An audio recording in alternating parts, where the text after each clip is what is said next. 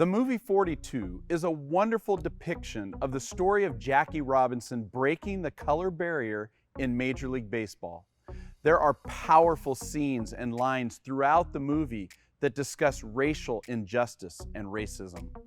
One of my favorite scenes is when the Brooklyn Dodgers are preparing to go to Cincinnati to play the Reds.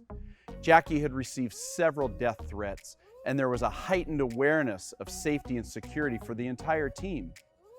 The Dodger players take the field to warm up before the game, and the crowd is going crazy with booing, racial slurs, and hate speech.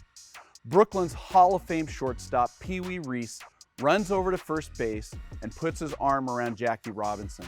He thanks Jackie for allowing Pee Wee to show his friends and family his true feelings about black people.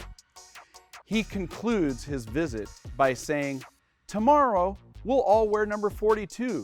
That way, they won't tell us apart." This statement is actually one of the reasons why players in every Major League Baseball team wear number 42 on April 15th of each year, Jackie Robinson Day.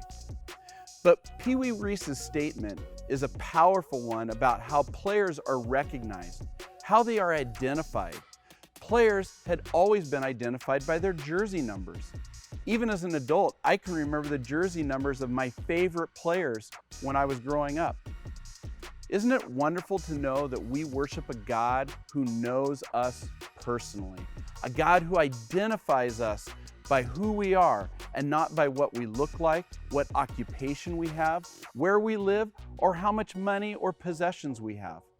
One of my favorite Jackie Robinson quotes goes like this: "A life is not important except in the impact that it has on other lives."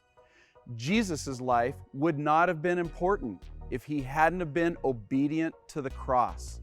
By sacrificing his life for you and me, his life became the most significant life in history.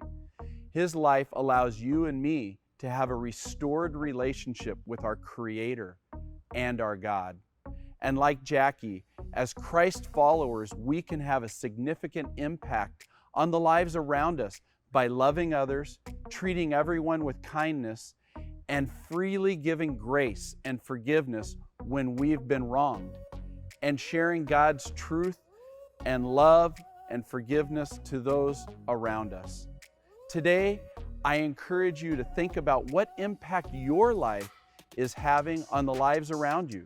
Is it positive? Does it point people to Jesus? Every day we have a choice on how we choose to respond to the people around us. Make your impact an important one for God's kingdom.